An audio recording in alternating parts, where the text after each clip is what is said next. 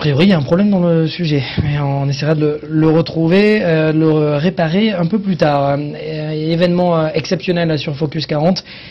C'était hier soir, l'ambassade de France en Israël, le nouveau sélectionneur israélien, Luis Fernandez, était l'invité de Christophe Bigot, son excellence, l'ambassade de France en Israël. On en parle dans un instant avec vous, Stéphane Ganache. Tout d'abord, bonsoir. Bonsoir Mathias. Et on regarde le sujet. Ambiance festive à l'ambassade de France en Israël. Une soirée spéciale était organisée mercredi soir dans les jardins de l'ambassadeur en l'honneur du nouveau sélectionneur de l'équipe israélienne, Luis Fernandez. Alors, je voulais simplement vous dire que j'étais très heureux ici de saluer Luis Fernandez. C'est un monument, c'est un mythe. Je sais que vous aimez Israël. On se rappelle votre expérience au Bétar. Je sais que les supporters du Bétar vous adorent toujours. Et ça, c'est quand même un témoignage qui est très touchant, qui est très frappant. Un monument qui a séduit les décideurs du football israélien. Luis Fernandez est pour la fédération l'homme de la situation. Le Français connaît l'ampleur de sa mission, qualifier Israël pour le prochain Euro. Je suis l'entraîneur de la sélection nationale d'Israël, avec beaucoup d'ambition, beaucoup d'envie. Ça fait 40 ans qu'Israël ne s'est pas qualifié. On va essayer, on va tenter, c'est pas facile. On va tout essayer, hein, qui ne tente rien n'a rien, mais bon. Alors moi ici je suis motivé pour le challenge. Après, j'espère que dans 2 ans, en 2012, on sera content d'aller en Ukraine ou en Pologne, qu'on sera qualifié, qu'on qualifiera l'Israël. J'espère qualifier la sélection d'Israël. C'est un souhait, j'aime beaucoup Israël. J'ai toujours été profondément très attaché à Israël. De nombreuses personnalités officielles étaient venues à Tel Aviv pour l'occasion.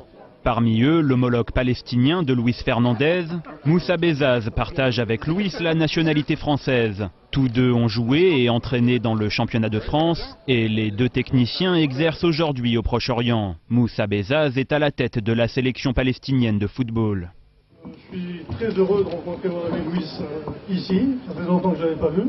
Bon, j'ai suivi toute sa carrière. Bon, je sais qu'il a eu des très bons résultats au Paris Saint-Germain et puis dans les clubs où il est passé. Bon, je pense qu'avec la sélection israélienne, on a récupéré un grand entraîneur et qu'il aura des grands résultats parce que c'est quelqu'un qui a du tempérament et qui sait conduire les équipes. Et partout où il est passé, il a réussi à insuffler sa grinta. Les 2 sélectionneurs ont fait part de leur désir d'organiser un match amical entre les 2 équipes, même si un tel projet ne dépend pas que de leur volonté. L'ambassadeur de France en Israël a vu comme un symbole la présence des 2 hommes. Écoutez, moi je suis très heureux que la France ait 2 sélectionneurs. Un sélectionneur qui va être le sélectionneur de l'équipe d'Israël, Luis Fernandez, et un autre Français qui se trouve être le sélectionneur de l'équipe de Palestine. Je trouve que c'est un beau symbole que la France soit un peu le pont entre ces 2 cultures. Une rencontre qui a été rendue possible dans l'enceinte de l'ambassade de France en Israël. Reste à savoir si une telle cérémonie à Ramallah aurait été possible. La question reste posée. Précisons que c'est à l'initiative de Guisen TV que Moussa Bezaz a accepté notre invitation pour rencontrer Luis Fernandez. Ils s'étaient connus pendant le concours d'entraîneurs. Ils se sont connus en tant que joueurs. L'un jouait à Sochaux, l'autre au Paris Saint-Germain à l'époque. Et à Cannes avant. Et à Cannes également. Et donc que la visite et leur rencontre n'étaient absolument pas prévues.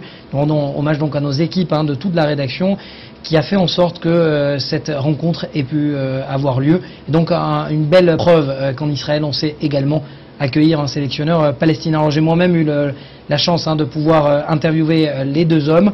Les 2 hommes, vous allez le voir, ne parlent pas de leur sélection respective, mais de la France dont ils sont supporters. On regarde. Merci beaucoup d'être avec nous sur Guisen TV. La même question aux 2. Vous êtes là, on ne va pas parler ni d'Israël ni de l'équipe palestinienne.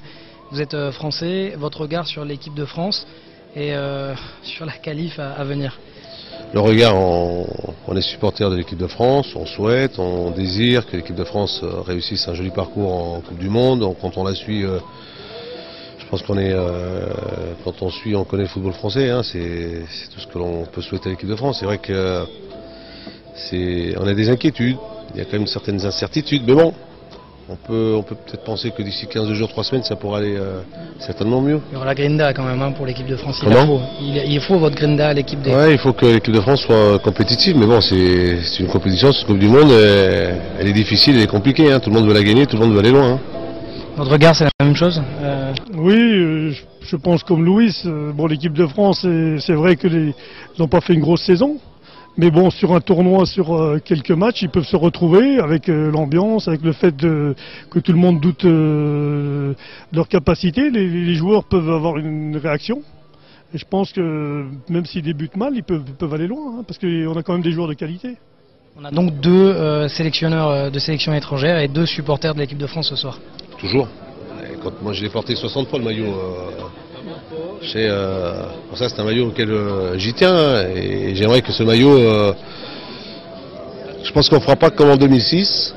En 2006 on a quand même été en finale de la Coupe du Monde, et qu'au moins on puisse faire une demi-finale ou un quart de finale. Tu vois, ce serait faire un joli parcours, un beau parcours, c'est ça, qu'on soit à la hauteur, que l'équipe de France donne de l'enthousiasme, de l'envie, que l'équipe de France soit généreuse. On redonne l'envie aux jeunes de voilà, jouer ça. au foot. Exactement, non mais c'est pas en rien dans l'équipe de France, hein. Je pense que les jeunes, ils ont envie de jouer au football. Quand on est supporter d'un pays comme Moussa, nous on est l'équipe de France, on la regarde de près, on la regarde de plus près que les autres. On est supporter de l'équipe de France avant d'être supporter de l'Italie ou de l'Argentine. Mais on voudrait que l'équipe de France sorte, comment te dire, grandisse de cette compétition, qu'on sorte pas par la petite porte, qu'on sorte par la grande porte. Merci monsieur. Merci. Merci. Voilà, c'est un beau moment que j'ai pu vivre donc dans l'enceinte de l'ambassade de France en Israël. Dernier mot sur Luis Fernandez pour ne pas gaver vulgairement les téléspectateurs, Stéphane. On était ce matin à la conférence de presse de Luis Fernandez. On écoute Luis Fernandez parler de ses ambitions.